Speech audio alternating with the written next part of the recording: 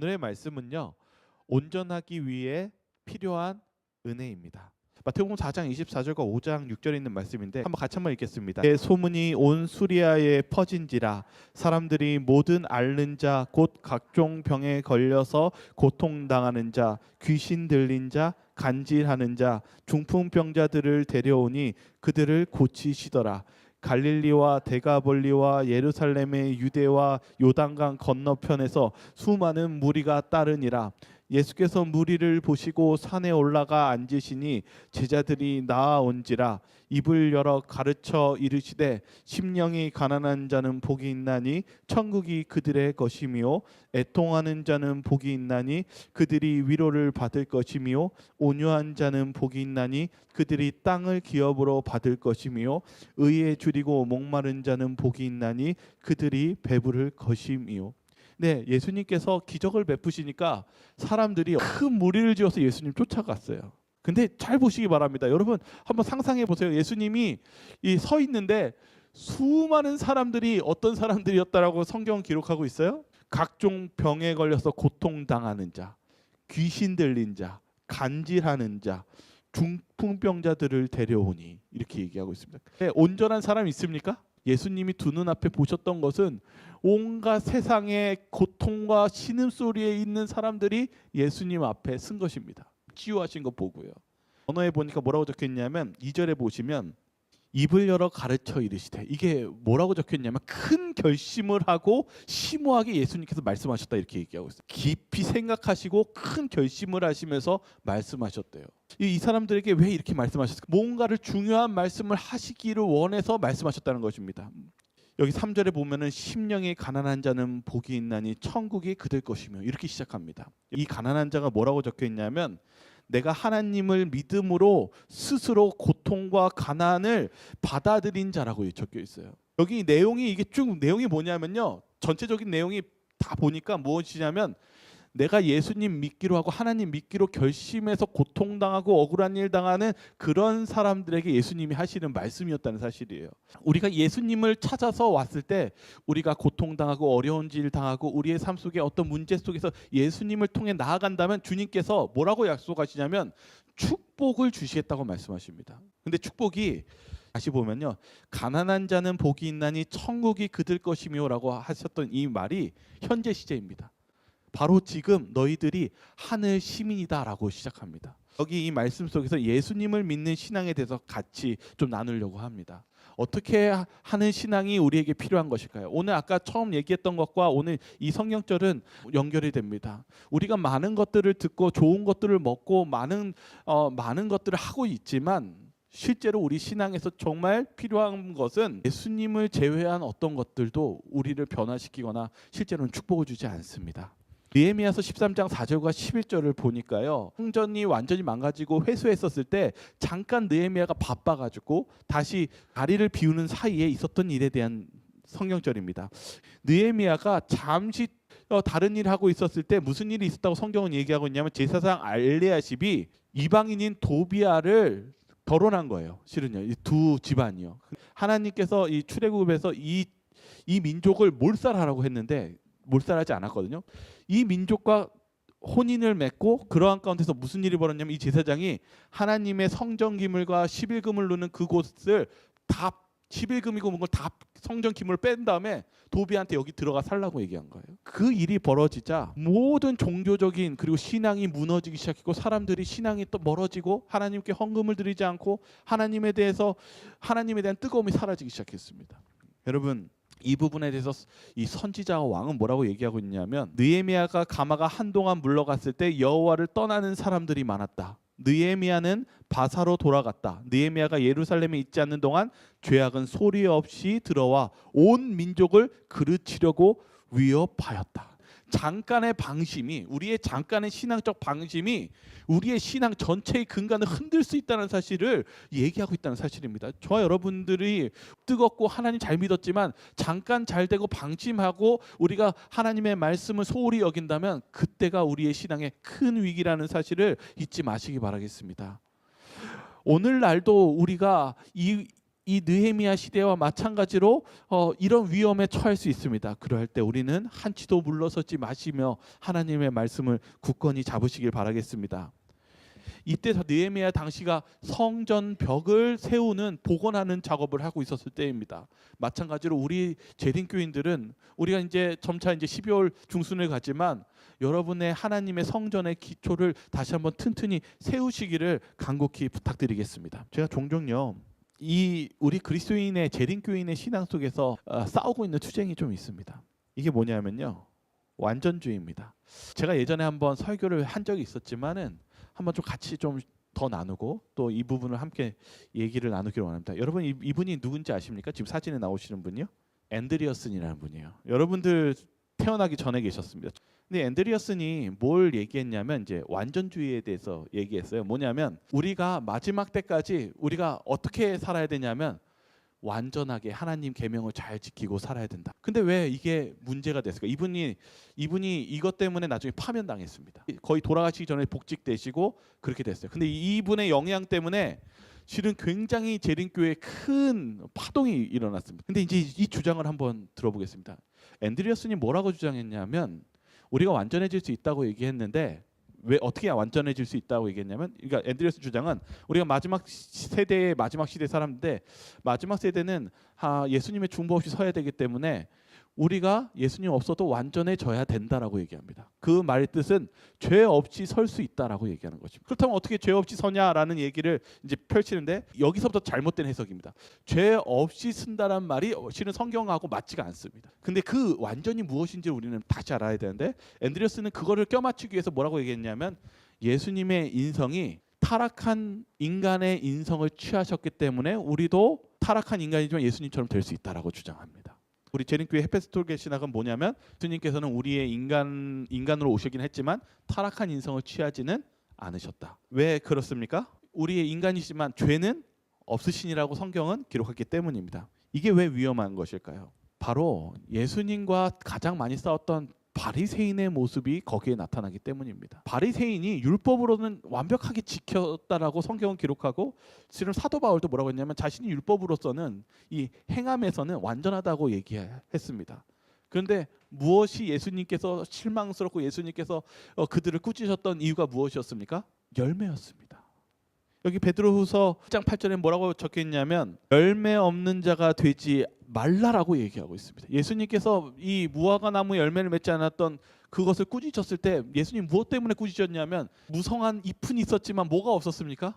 열매가 없었습니다. 우리 그리스도인에게 있어서 이 문제가 왜 중요할까요? 오늘 성경절 한번 먼저 읽어볼까요? 로마서 3장 10절입니다. 기록된 바 의인은 없나니 하나도 없으며. 네, 성경은 분명하게 얘기하고 있습니다.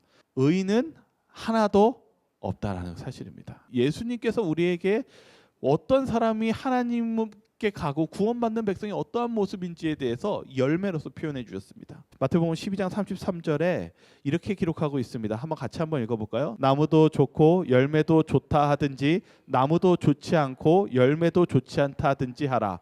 그 열매로 나무를 아느지라. 예수님은 뭐 보실까요? 우리가 하나님 말씀 지키지 말아야 됩니까? 아닙니다. 근데 무슨 차이가 있어요? 근데 예수님은 뭐라고 얘기하시냐면 우리가 열매가 중요하다고 얘기하고 그 열매로 그 나무를 안다라고 얘기하십니다. 이 조지 나이트 교수가 앤드리어슨에 추종했었어요. 1960년대.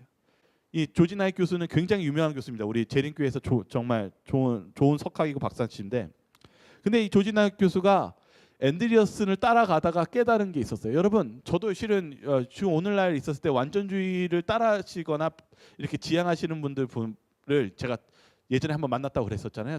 신학과 1학년 때 필리핀에서 조항민군 나처럼 완전해질 수 있다네, 나를 따라오게, 이렇게 얘기했거든요. 여러분, 열심히 정말 죄 없는 인간 막 따라보고 이 조지 나이트 교수도 이것 때문에 젊은 시대 때 그것 때문에 큰 실망을 겪었어요. 왜 그랬는지 아십니까? 겉으로는 다 지키고 다 하는데 무엇 때문에 실망했을까요? 포악하고 품성 때문에 다 실망했습니다. 조지 나이트 교수가 여기서 완전히 넘어져서 6년 동안 신앙을 버렸습니다. 재림교회 신앙을요. 여러분, 완전주의는 왜 위험한 것이냐면 예수님 없는 완전은 무엇만 남을까요? 여러분 실은 바리새인 보면 됩니다. 예수님 없이 내가 안식일 지키고 11금 내고 내가 정말 깨끗하고 의로운 척하면은 뭐만 남을까요? 자기 의만 남습니다. 다른 사람을 평가하게 되고 교만하게 되고 그리고 결국 그 품성에서는 하나님과 멀어질 수밖에 없는 그러한 상태가 됩니다. 조지나이 교수가 그것을 깨닫고 나서 구원이 무엇인지를 다시 한번 알게 되었습니다. 이제 한번 하나하나 좀 보면서 우리의 신앙이 뭐가 필요한지 같이 보겠습니다. 여러분 삭개오를 보시기 바랍니다. 삭개오가 여러분 보시기에 합당한 정말 그리스도인으로서 합당한 위치에 있었던 사람이었습니까? 아니면은 여러분 죄인입니까? 여러분 봐도 죄인이죠. 다른 사람 돈 고리대금 하고 훔치고 그렇게 속이고 막 그랬던 사람입니까? 여러분 다음 보시죠. 탕자의 비유입니다. 이 탕자가 구원받거나 이 탕자가 정말 하나님의 자녀로서 자격이 있는 사람입니까? 자격이 없는 사람입니까? 자격이 없는 사람이다. 마지막 하나 더만 보겠습니다. 여기 사도 바울을 보겠습니다. 사도 바울이 그리스도인을 죽이는 사람이었습니다. 여러분이 보셨을 때 사도 바울이 이제 이때 이름은 사울입니다. 사울이 여러분이 보시기에는 그리스도인으로서 하나님의 자녀로 자격이 있는 사람입니까? 없는 사람입니까? 없습니다. 여러분 이 세 사람은 근데 구원을 받았습니다. 여러분 왜 받은 것 같습니까? 삭개오가 왜 구원을 받았고 자격이 없는데 이 탕자가 어떻게 다시 회복되고 사울이 왜 바울이 될 수 있었습니까? 구원이 무엇인지 에베소서의 성경절을 같이 읽겠습니다. 같이 한번 읽어보겠습니다. 너희는 같이 읽겠습니다. 시작. 너희는 그 은혜에 의하여 믿음으로 말미암아 구원을 받았으니 이것은 너희에게서 난 것이 아니요 하나님의 선물이라. 행위에서 난 것이 아니니 이는 누구든지 자랑하지 못하게 함이라. 여러분 구원은 무엇으로 받는 것일까요? 믿음이요. 네, 믿음 맞습니다. 그러나 실은 다른 문맥을 잘 읽어보면 실은 구원이 변화가 실은 여기 느헤미야에 있어서의 장을 제가 왜 읽어줬냐면 예수님 성전 재건축할 때 무엇이 필요했냐면 개혁이 필요했고 변화가 필요했거든요. 근데 그들이 잘하다가 잠깐 방심한 사이에 넘어진 거예요. 그러다 느헤미야가 다시 복구한 겁니다. 다시 회개하고 돌아와라 이렇게 얘기한 겁니다. 근데 우리가 어떻게 변화하고 어떻게 구원받는지에 대해서 설명하는데 에베소서는 뭐라고 얘기하고 있습니까? 우리가 구원받고 변화받는 거 무엇으로 변화되는 것이라고 성경 얘기하고 있습니까? 믿음 얘기했지만 전체 문맥을 보면은 믿음 앞에 뭐가 있어요? 은혜예요. 실은 여러분 저와 여러분들이 그렇게 노력하지만은 자랑할 게 없는 이유는 전적인 구원은 은혜가 있기 때문에 우리가 구원받을 수 있는 것이고 은혜가 있기 때문에 변화할 수 있다는 사실입니다. 이게 제가 그래서 은혜가 무엇인지 찾아봤어요. 근데 성경에 이렇게 나와 있더라고요. 갈라디아서 3장 27절에 말씀 한번 같이 한번 읽어볼까요? 누구든지 같이 읽겠습니다. 시작. 누구든지 그리스도와 합하기 위하여 침례를 받는 자는 그리스도로 옷 입었는지라. 은혜에 대해서 찾아보니까 무엇이 나오냐면 옷을 입는 것이라고 나와 있더라고요. 옷 입는 게 무엇이냐? 로마서 13장 14절에 있는 말씀 한번 같이 한번 읽어볼까요? 오직 시작. 오직 주 예수 그리스도로 옷 입고 정욕을 위하여 육신의 일을 도모하지 말라. 옷 입는다는 것이 무엇이냐면요, 내가 입는 것이 아니라 그리스도에 의해서 옷 입혀지는 것입니다. 실은 은혜는 내 능력으로 가는 것이 아니라 전적인 예수 그리스도의 공로로 내가 선물 받은 것이거든요. 그리고 뭐라고 적혔냐면 로마서 13장 14절에 있는 말씀이 뭐냐면 그분이 주신 칭의와 용서 속에서 내가 그 은혜를 받아가지고 무엇하는 거냐면 내가 예수님 말씀대로 사는 거예요. 순종하는 것이고 인내하는 것이고 하나님의 언약을 지키는 것이고 하나님 말씀대로 사는 거예요. 무엇으로요? 예수님이 주신 은혜의 감동과 사랑으로요. 여기 제가 여러분들에게 오늘 은혜에 대해서 자꾸 설명해주기 위해서 실은 은혜를 자꾸 알려면은 실은 그 느낌을 알 필요가 있습니다. 근데 제가 여러분이 이미 많이 들었던 뻔한 실은 예화를 좀 보여드릴게요. 여러분 다 아는 예화예요. 근데 보시고 느끼시는 걸 보시면 돼요. 왜냐하면 은혜가 왜 필요한지를 좀 같이 보겠습니다. 자, 한번 영상을 볼게요.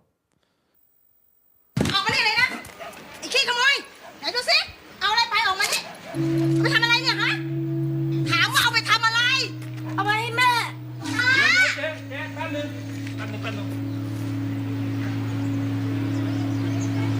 แม่ป่วยเหรอ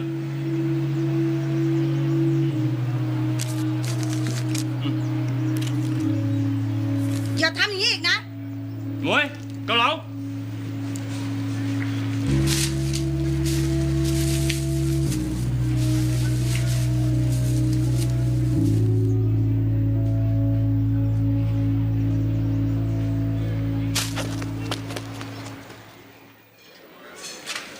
จ๋อนั่งเลยครับนั่งเลย ป๊า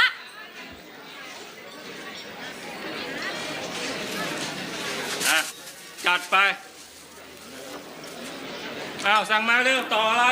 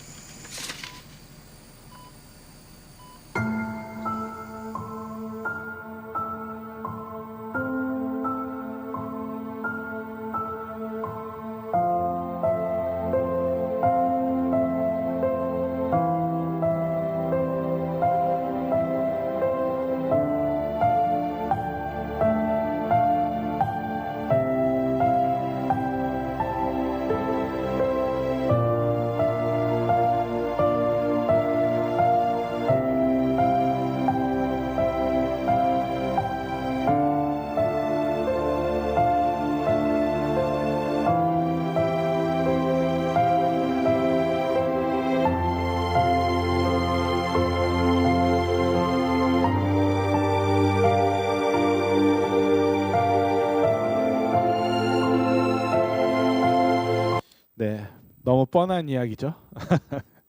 근데 여러분 은혜를 보니까 어떠세요? 마음에 따뜻함이 오십니까? 실은 여러분 이 변화는 은혜가 필요합니다. 그거를 예수님의 제자들이 못 느꼈어요. 그래서 시몬이 예수님한테 실은 불만을 표했어요. 아, 저 여자가 왜 그 비싼 향유를 깨뜨려가지고 그렇게 했어요? 저 여자 예수님 모르시죠? 죄 많은 여자예요.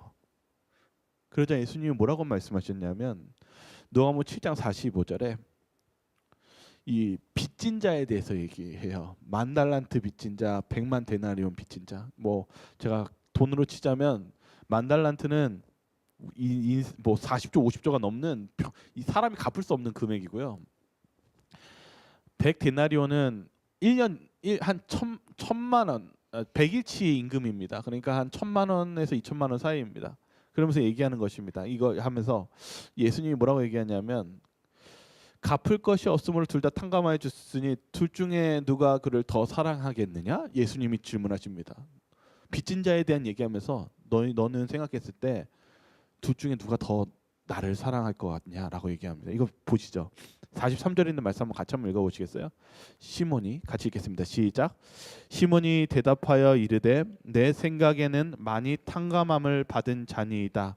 이르시되 내 판단이 옳다 하시고 그 여자를 돌아보시며 시몬에게 이르시되 이 여자를 보느냐? 내가 내 집에 들어올 때 너는 내게 발 씻을 물도 주지 아니하였으되 이 여자는 눈물로 내 발을 적시고 그 머리털로 닦았으며 너는 내게 입맞추지 아니하였으되 그는 내가 들어올 때부터 내 발에 입맞추기를 그치지 아니하였으며. 예수님이 지금 무슨 얘기 하시는지 아십니까? 은혜에 대해서 얘기하고 있습니다. 시몬도 예수님한테 치유받은 사람이에요. 그런데 감사하죠. 근데 얼마큼 감사해요? 100데나리온만큼 감사한 사람이었어요. 예수님이 오니까 뭐라고 얘기하냐면 예수님이 내가 내 집에 들어올 때 너는 내게 발짓을 물도 주지 아니하였으되 뭐예요? 이 문 열자마자 시몬은 바빴어요. 잔치하기 바빴고 예수님 들어오셨어요. 다른 사람 반기기 바빴습니다. 관심이 없어요. 신경도 안 갑니다. 그런데 그 용서를 많이 받았던 마리아는 그가 그의 고통 속에서 예수님께서 그를 건져주신 이 마리아는 무엇처럼 예수님을 받아들였어요? 만달란트 빚진 자처럼 자신이 엄청난 자신을 구원해 주신 것뿐만 아니라 자신의 오빠를 살려준 그 감사에 겨서 뭐라고 적혀 있어요?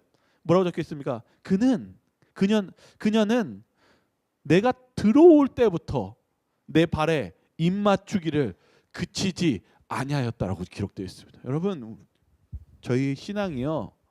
여러분 내가 이제 내 새해에는 이제 열심히 교회 다녀야지. 내가 새해에는 내가 이제 하나님께 열심히 헌신해야지. 봉사해야지. 내가 새해에는 내가 이제 앞으로 이렇게 하겠다. 내가 다음 주부터는 이렇게 하겠다. 여러분 결심보다 예수님의 은혜를 바라보시기 바랍니다. 저희가 은혜가 없으면 우리가 매일의 삶 속에 은혜를 체험하지 않으면 실제로는 변화가 너무 어려워요.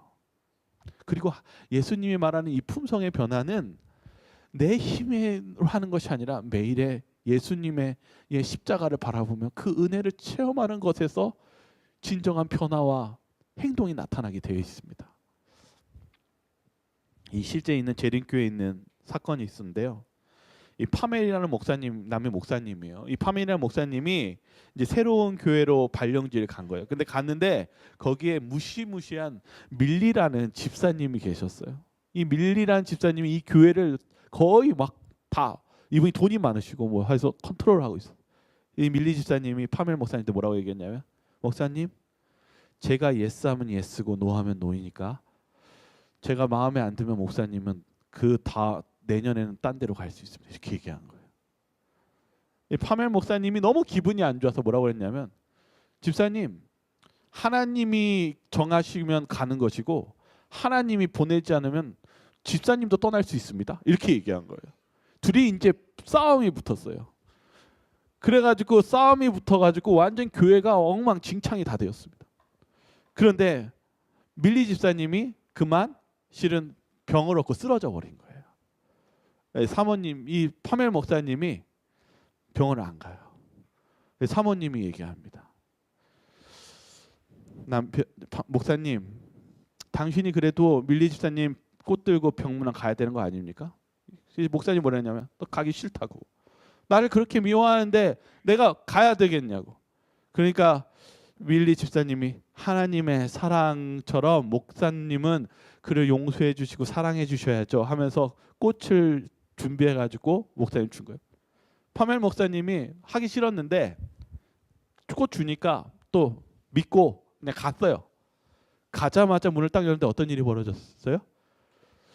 밀리 집사님이 소리를 고래고래 지르면서 여기에 왜 왔냐고 소리 지르면서 꽃을 주니까 꽃으로 머리를 한 대 팍 쳤대요. 꽃이 다 꺾여버렸어요.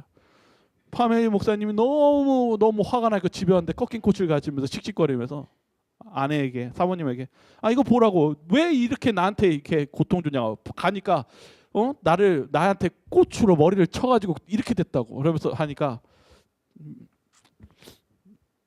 아내가, 사모님이 뭐라고 했냐면 당신 그러면 기도해주고 오셨어요?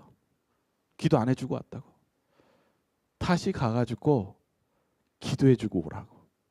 그러더니 사모님이 쿠키를 직접 이제 구워가지고 그거 가지고 가라고. 정말 가기 싫다고 목사님이. 그런데 가서 목사님이시니까 가서 기도해주고 오시라고. 파멜 목사님이 쿠키 들고 다시 갔어요. 가니까 문 열자마자 이 밀리 집사님이 또 소리를 고래고래 질러요. 왜 왔냐고. 그러니까 파멜 목사님이 쿠키를 딱 놓고 이렇게 얘기했대요. 집사님, 나도 집사님이 싫고 집사님도 저 싫어하는 거 알아요.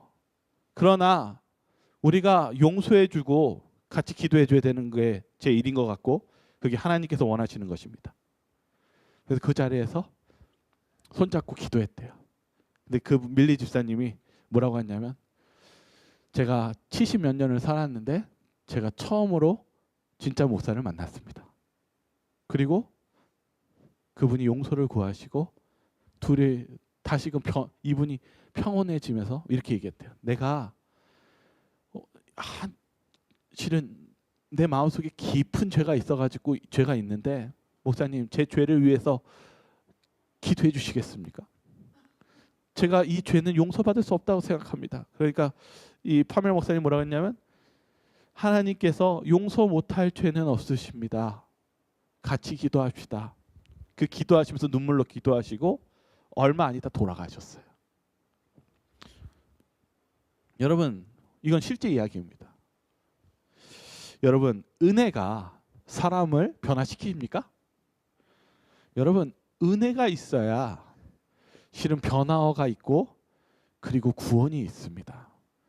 은혜를 우리가 체험해야 우리가 온전하게 주님께 나아가는 것이지 내가 무언가를 한다는 것이 여러분을 온전하게 만들어주지 않는다는 사실을 잊지 마시기 바랍니다.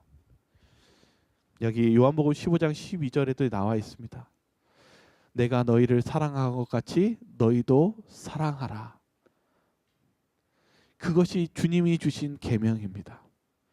여기 화이트 부인이 쓴 편지에 보면 이렇게 적혀 있습니다. 그리스도의 은혜는 매일 매시간 꼭 필요하다. 여러분 은혜가 없다라는 것은 지금 내가 주님께 나아가지 않다는 뜻이고 내가 지금 온전하게 신앙을 하지 않다라는 뜻을 잊지 마시기 바랍니다. 왜 그래서 우리가 매일 십자가를 생각해야 되냐면 우리는 예수님의 은혜와 사랑으로 살아야만 우리가 온전히 예수님의 품성을 닮을 수 있고 변화할 수 있기 때문입니다. 여기 이렇게 적혀 있습니다. 만약 그리스도의 은혜가 계속 우리와 함께하지 않으면 타고난 마음의 이중성이 들어갈 것이라고 얘기하고 있습니다. 여러분 예수님의 은혜가 없으면 우리는 이중적인 사람이 된다는 것입니다. 우리가 예수님의 충만한 사랑과 감사함을 경험하지 않으면 우리는 겉은 착한 척하지만 속은 썩어 있거나 속은 오히려 죄된 품성을 가지고 있는 그런 사람이 될 수 있다라고 경고하고 있다는 사실입니다. 여러분 은혜가 필요합니다. 내가 뭔가 결심하기 전에 예수님께서 여러분을 사랑하신다는 사실을 잊지 마시기 바랍니다. 오늘 특창했는데 그 특창이 가사가 제 마음속에 아직도 울리고 있어요. Yes, Jesus love me. 네, 예수님이 여러분을 사랑하십니다. 성경에 써 있기 때문입니다. 여러분 예수님이 여러분 사랑하십니다. 예수님이 여러분을 은혜를 베풀어서 여러분을 사랑하셔서 십자가에 달려 돌아가셨습니다. 그 사랑으로 여러분 변화 받으시고 변화하시며 사시는 저와 여러분들 되시길 바라며 오늘 말씀을 마치도록 하겠습니다. 사랑이 많으신 하나님 아버지, 저희들이 예수님을 많이 만나지 못한 것 같고 또 그러면서 마치 예수님의 제자인 척 저희가 살아왔다면 용서해 주시옵소서. 저희들에게는 예수님의 사랑이 필요하고 예수님의 은혜가 필요합니다. 주님, 저희들이 예수님께서 저희를 얼마나 사랑하시는지를 저희들 마음속 깊이 깨닫고 예수님이 주신 은혜를 생각하면서 우리의 삶 속에 우리를 괴롭혔던 원수들이 있고 친구들이 있고 가족이 있다면 그들을 사랑으로 용서해주고 은혜를 베푸는 그런 그리스도인이 되게 하여 주시옵소서. 저희가 그들을 바꾸는 것이 아니라 예수님의 사랑이 그들을 바꿀 수 있습니다. 주님이 저희가 스스로 좋아지는 것이 아니라 예수님의 그 십자가의 사랑으로 저희가 변화할 수 있습니다. 주여, 저희의 마음에 은혜가 넘치도록 하여 주시옵소서. 저희가 서로를 사랑할 수 있게 하여 주시옵소서. 그리고 끝까지 저희들이 예수님의 말씀대로 순종하며 나아가는 그런 참된 하나님의 백성이 되게 하여 주시옵소서. 저희를 사랑하시는 예수 그리스도의 이름으로 간절히 기도드리옵나이다. 아멘.